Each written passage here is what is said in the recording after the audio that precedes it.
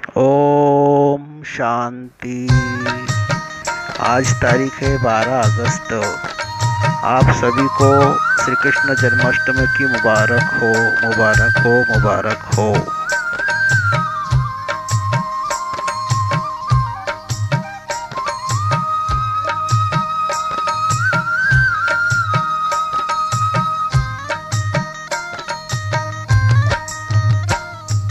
मुरली की तान बज रही हो। मुरली की तान बज रही हो। मुरली की तान उठ जाग रे इंसान, मिल जाएंगे भगवान तेरे द्वार पे पुकारता हो। मुरली की तान बज रही हो।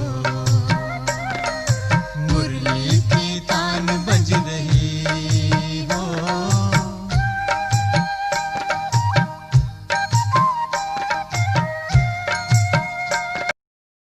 तुम बच्चों को आंतरिक खुशी होनी चाहिए कि हम बाबा के बच्चे बने हैं।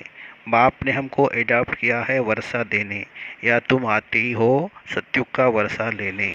भारतवासी अपने धर्म कर्म को भूलकर दैवी कर्म भ्रष्ट हो पड़े हैं। अभी बाप ने सावधानी दी है, तुम्हारा धर्म तो यह था। यह है शोक वाटिका। सतयुग को कहा जाता है अशोक वाटिका। वहाँ कोई शोक होता नहीं है। इस समय तो शोक ही शोक है, अशोक एक भी नहीं रहता।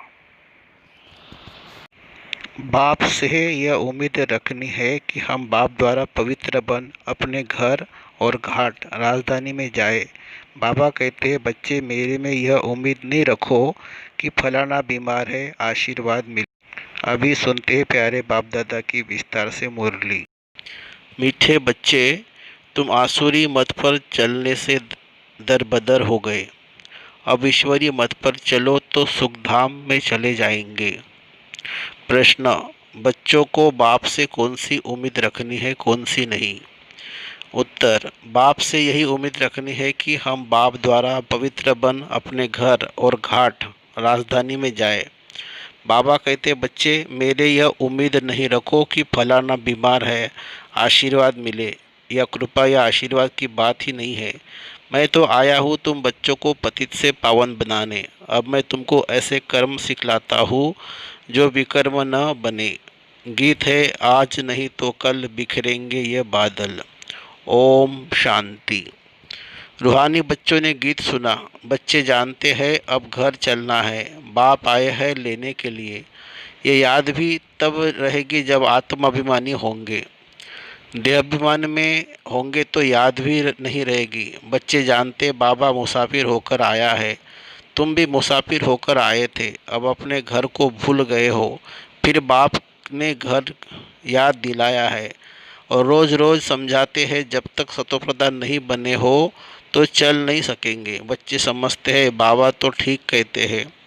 बाप भी बच्चों को जो श्रीमत देते हैं सपूत बच्चे उस पर चल पड़ते हैं। इस समय और तो कोई ऐसा बाप ने जो अच्छी मत देवे, इसलिए दर बदर हो पड़े हैं। श्रीमत देने वाला एक ही बाप है, उस मत पर भी कोई बच्चे नहीं चलते। वंडर है, लौकिक बाप की मत पर चल पड़ते हैं, वह है आसुरी मत। यह भी है ड्रामा। परंतु बच्चों को समझाते हैं, तुमने आसुरी मत पर चल इस गति को पा लिया, अब ईश्वरीय मत पर चलने से तुम सुखधाम में चले जाएंगे। वह है बेहद का वर्षा। रोज समझाते हैं तो बच्चों को कितना हर्षित रहना चाहिए। सबको यहाँ तो नहीं बिठा सकते, घर में रहकर भी याद करना है। अभी पाठ पूरा होने का है, अब वापस घर चलना है। मनुष्य कितना भूले हुए हैं। कहा जाता है ना, यह तो अपना घर घाट भूल गए हैं। अब बाप कहते हैं घर को भी याद करो, अपनी राजधानी भी याद करो। अभी पाठ पूरा होने का है, वापस घर चलना है। क्या तुम भूल गए हो? तुम बच्चे कह सकते हो, बाबा ड्रामा अनुसार हमारा पाठ ही ऐसा है जो हम घर बार को भूल एकदम भटक रहे हैं। भारतवासी अपने श्रेष्ठ धर्म कर्म को भूल कर दैवी कर्म भ्रष्ट हो पड़े हैं।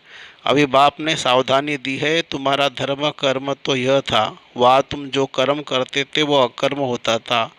कर्म अकर्म विकर्म की गति बाप ने ही तुम्हें समझाई है। सतयुग में कर्म अकर्म हो जाते हैं, रावण राज्य में कर्म विकर्म होते हैं। अभी बाप आया हुआ है धर्म श्रेष्ठ कर्म श्रेष्ठ बनाने, तो अब श्रीमत पर कर्म श्रेष्ठ करना चाहिए। कोई भ्रष्ट कर्म करके किसी को दुख नहीं देना चाहिए। ईश्वरीय बच्चों को यह काम नहीं है, ईश्वरीय बच्चों का यह काम नहीं है। जो डायरेक्शन मिलते हैं उस पर चलना है, दैवी गुण धारण करने हैं, भोजन भी शुद्ध लेना है। अगर लाचारी नहीं मिलता तो राय पूछो। बाबा समझते नौकरी आदि में कहा थोड़ा खाना पड़ता है, जबकि योग बल से तुम राजा स्थापन करते हो, पतित दुनिया को पावन बनाते हो, तो भोजन को शुद्ध बनाना क्या बड़ी बात है। नौकरी तो करनी ही है, ऐसे तो नहीं कि बाप का बने हो तो सब कुछ छोड़ यहाँ आकर बैठ जाना है। कितने ढेर बच्चे हैं, इतने सब तो रह नहीं सकते। रहना सबको ग्रस्त व्यवहार में है। यह समझना है मैं आत्मा हूँ, बाबा आया हुआ है, हमको पवित्र बनाकर अपने घर ले जाते हैं, फिर राजधानी में आ जाएंगे। यह तो पराया रावण का छी घाट है। तुम बिल्कुल ही पतित बन गए हो। ड्रामा प्लान अनुसार बाप कहते हैं अभी मैं तुमको सुजाग करने आया हूँ, तो श्रीमत पर चलो, जितना चलेंगे उतना श्रेष्ठ बनेंगे।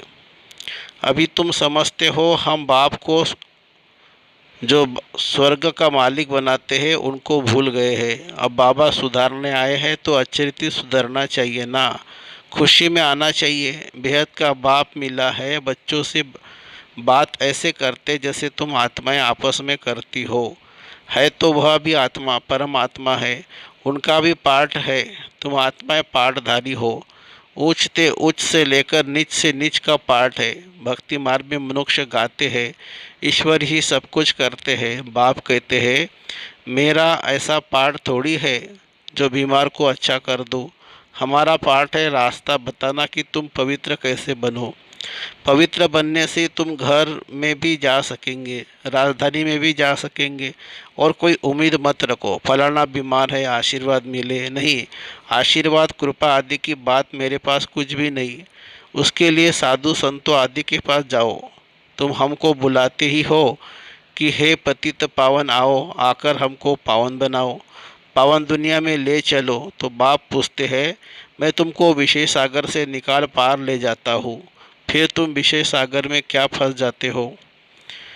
भक्ति मार्ग में तुम्हारा यह हाल हुआ है। ज्ञान भक्ति तुम्हारे लिए है। सन्यासी लोग भी कहते हैं ज्ञान भक्ति और वैराग, परंतु उनका अर्थ वह नहीं समझते। अब तुम्हारी बुद्धि में है ज्ञान, भक्ति बाद में वैराग्य, तो बेहद का वैराग्य सिखलाने वाला चाहिए। बाप ने समझाया था यह कब्रिस्तान है, इनके बाद परिस्तान बनना है, वह हर कर्म अकर्म होता है। अभी बाबा तुमको ऐसे कर्म सिखलाते हैं जो कोई भी विकर्म न बने, किसी को भी दुख न दो, पतित का अन्न मत खाओ, विकार में मत जाओ। अबलाओं पर अत्याचार ही इस पर होते हैं, देखते रहते हैं हो माया के विघ्न कैसे पड़ते हैं। यह है सब गुप्त। कहते हैं देवताओं और असुरों की युद्ध लगी, फिर कहते हैं पांडव और कौरवों की युद्ध लगी। अब लड़ाई तो एक ही है। बाप समझाते हैं मैं तुमको राजयोग सिखला रहा हूँ, भविष्य 21 जन्मों के लिए। यह मृत्यु लोग है। मनुष्य सत्यनारायण की कथा सुनते आए हैं, फायदा कुछ नहीं। अभी तुम सच्ची गीता सुनाते हो, रामायण भी तुम सच्ची सुनाते हो। एक राम सीता की बात नहीं थी, इस समय तो सारी दुनिया लंका है, चारों ओर पानी है ना। यह है बेहद की लंका जिसमें रावण का राज्य है। एक बाप है ब्राइड ग्रुप, बाकी सब है ब्राइड्स। अब रावण राज्य से बाप छुड़ाते हैं। यह है शोक वाटिका। सत्युग को कहा जाता है अशोक वाटिका, वहाँ कोई शोक होता नहीं। इस समय तो शोक ही शोक है, अशोक एक भी नहीं रहता। नाम तो रख देते अशोक होटल। बाप कहते हैं सारी दुनिया इस समय बेहद की होटल समझो, शोक ही होटल है ना। खान पान मनुष्य का जानवर मिसल है। तुमको देखो बाप कहाँ ले जाते, सच्ची सच्ची अशोक वाटिका है सतयुग में। हद और बेहद का कॉन्ट्रास्ट बाप ही बतलाते हैं। तुम बच्चों को बहुत खुशी रहनी चाहिए। जानते हो बाबा हमको पढ़ाते हैं, हमारा भी वही धंधा है, सबको रास्ता बताना, अंधों की लाठी बनना। चित्र भी तुम्हारे पास है, जैसे स्कूल में चित्रों पर समझाते हैं ये फलाना देश है। तुम तो फिर समझाते हो तुम आत्मा हो, शरीर नहीं हो, आत्माएं भाई भाई है। कितनी सहज बातें सुनाते हो। कहते भी है हम सब भाई भाई है। बाप कहते हैं तुम सभी आत्माएं भाई भाई हो ना, गॉड फादर कहते हो ना, तो कभी भी आपस में लड़ना झगड़ना नहीं चाहिए। शरीरधारी बनते हैं तो फिर भाई बहन हो जाते हैं। हम शिव बाबा के बच्चे सब भाई भाई हैं। प्रजापिता ब्रह्मा के बच्चे भाई बहन हैं। हमको वर्षा दादे से लेना है, इसलिए दादे को ही याद करते हैं। इस बच्चे ब्रह्मा को भी हमने अपना बनाया है अथवा इनमें प्रवेश किया है। इन सब बातों को तुम अभी समझते हो। बाप कहते बच्चे अब नया दैवी प्रवृत्ति मार्ग स्थापन हो रहा है। तुम सभी बीके शिव बाबा की मत पर चलते हो, ब्रह्मा भी उनकी मत पर चलते हैं। बाप कहते हैं अपने को आत्मा समझ बाप को याद करो और सर्व संबंधों को हल्का करते जाओ। 8 घंटा याद रखनी है, बाकी 16 घंटे में आराम व धंधा आदि जो करना है सो करो। मैं बाप का बच्चा हूँ यह नहीं भूलो। ऐसे भी नहीं यहाँ आकर हॉस्टल में रहना है, नहीं गृहस्थ व्यवहार में बाल बच्चों के साथ रहना है। बाबा पास आते ही है रिफ्रेश होने, मथुरा वृंदावन में जाते हैं मधुबन का दीदार करने। छोटा मॉडल रूप में बना रखा है। अब तो यह है बेहद की बात समझने की। शिव बाबा ब्रह्मा द्वारा नई सृष्टि रच रहे हैं। हम प्रजापिता ब्रह्मा की संतान बीके हैं। विकार की बात हो न सके। सन्यासियों के शिष्य बनते हैं। अगर वह सन्यासी कपड़ा पहन लेवे तो नाम बदली हो जाता है। यहाँ भी तुम बाबा के बन गए तो नाम रखे ना बाबा ने।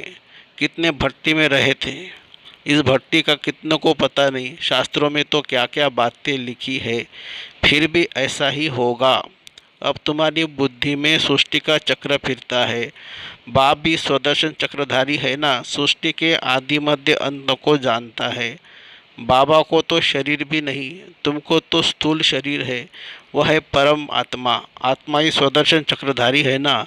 अब आत्मा को अलंकार कैसे दिए जाए, समझ की बात है ना। ये कितनी महीन बातें हैं। बाप कहते हैं वास्तव में मैं हूँ स्वदर्शन चक्रधारी। तुम जानते हो आत्मा में सारे सृष्टि चक्र का ज्ञान आ जाता है।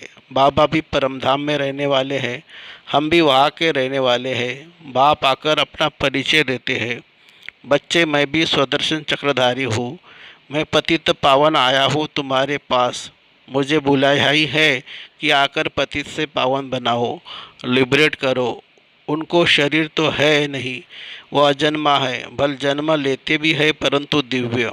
शिव जयंती अथवा शिवरात्रि मनाते हैं। बाप कहते हैं मैं आता ही हूँ तब जब रात पूरी होती है तो दिन बनाने आता हूँ। दिन में 21 जन्म, फिर रात में 63 जन्म। आत्माएं भिन्न भिन्न जन्म लेती है। अब दिन से रात में आई है, फिर दिन में जाना है। स्वदर्शन चक्रधारी भी तुमको बनाया है। इस समय मेरा पाठ है, तुमको भी स्वदर्शन चक्रधारी बनाता हूँ। तुम फिर औरों को बनाओ। 84 जन्म कैसे लिए, वह भी 84 जन्मों का चक्र समझा लिया है। आगे तुमको यह ज्ञान था क्या? बिल्कुल नहीं, अज्ञानी थे। बाबा मूल बात समझाते हैं कि बाबा है स्वदर्शन चक्रधारी। उनको ज्ञान का सागर कहा जाता है। वह सत्य है, चैतन्य है। तुम बच्चों को वर्षा दे रहे हैं। बाबा बच्चों को समझाते हैं आपस में लड़ो झगड़ो मत, लून पानी मत बनो, सदैव हर्षित रहना है और सबको बाप का परिचय देना है। बाप को ही सब भूले हुए हैं। अब बाप कहते हैं मामेकम याद करो। निराकार भगवानुवाच, निराकारी आत्माओं प्रति असूल तुम निराकार हो फिर साकारी बनते हो। साकार बिगड़ तो आत्मा कुछ कर ही नहीं सकती। आत्मा शरीर से निकल जाती तो चुरपुर कुछ भी हो नहीं सकती। आत्मा फौरन जाकर दूसरे शरीर में अपना पार्ट बजाती है। इन बातों को अच्छी रीति समझो, अंदर घोटते रहो। और हम आत्मा बाबा से वर्षा लेते हैं। वर्षा मिलता है सतयुग का। जरूर बाप ने भारत को वर्षा दिया होगा। कब वर्षा दिया, फिर क्या हुआ, यह मनुष्य को कुछ भी पता नहीं है। अभी बाप सब बताते हैं। तुम बच्चों को हो ही स्वदर्शन चक्रधारी बनाया है। फिर तुमने 84 जन्म भोगे, अब फिर मैं आया हूँ। कितना सहज समझाते रहते हैं। बाप को याद करो और मीठे बनो। एम ऑब्जेक्ट सामने खड़ी है। बाप वकीलों का वकील है। सब झगड़ों से छुड़ा देते हैं। तुम बच्चों को आंतरिक खुशी बहुत होनी चाहिए। हम बाबा के बच्चे बने हैं। बाप ने हमको एडॉप्ट किया है वर्षा देने। या तुम आते ही हो वर्षा लेने। बाप कहते हैं बाल बच्चे आदि देखते हुए बुद्धि बाप और राजधानी की तरफ रहे। पढ़ाई कितनी सहज है। बाप जो तुमको विश्व का मालिक बनाते हैं उनको तुम भूल जाते हो। पहले अपने को आत्मा जरूर समझो। यह ज्ञान बाप संगम पर ही देते हैं, क्योंकि संगम पर ही तुमको पतित से पावन होना है। अच्छा, मीठे मीठे रूहानी ब्रह्मा मुख वंशावली ब्राह्मण कुल भूषण, यह देवताओं से भी उच्च कुल है। तुम भारत की बहुत उच्च सेवा करते हो। अभी फिर तुम पूज्य बन जाएंगे। अब पुजारी को पूज्य कौड़ी से हीरे जैसा बना रहे हैं। ऐसे रूहानी बच्चों प्रति माता पिता बाप दादा का याद प्यार और गुड मॉर्निंग। रूहानी बाप की रूहानी बच्चों को नमस्ते। धारणा के लिए मुख्य सार। श्रीमत पर अब हर कर्म श्रेष्ठ करना है। किसी को भी दुख नहीं देना है। दैवी गुण धारण करने हैं। बाप के डायरेक्शन पर ही चलना है। दूसरा, सदैव हर्षित रहने के लिए स्वदर्शन चक्रधारी बनना है। कभी लून पानी नहीं होना है। सबको बाप का परिचय देना है। बहुत बहुत मीठा बनना है। वरदान, सदा सुखों के सागर में लवलीन रहने वाले अंतर्मुखी भवो। कहा जाता है अंतर्मुखी सदा सुखी। जो बच्चे सदा अंतर्मुखी भव का वरदान प्राप्त कर लेते हैं वह बाप का समान सदा सुख के सागर में लवलीन रहते हैं। सुखदाता के बच्चे स्वयं भी सुखदाता बन जाते हैं। सर्व आत्माओं को सुख का ही खजाना बांटते हैं। तो अब अंतर्मुखी बन ऐसी संपन्न मूर्ति बन जाओ जो आपके पास कोई भी किसी भी भावना से आए अपनी भावना संपन्न करके जाए। जैसे बाप के खजाने में अप्राप्त तो कोई वस्तु नहीं, वैसे आप भी बाप समान भरपूर बनो। स्लोगन है, रूहानी शान में रहो तो कभी भी अभिमान की फीलिंग नहीं आएगी। रूहानी शान में रहो तो कभी भी अभिमान की फीलिंग नहीं आएगी। अच्छा, ओम शांति शांति शांति। शुक्रिया बाबा, शुक्रिया। Thank you Baba, thank you.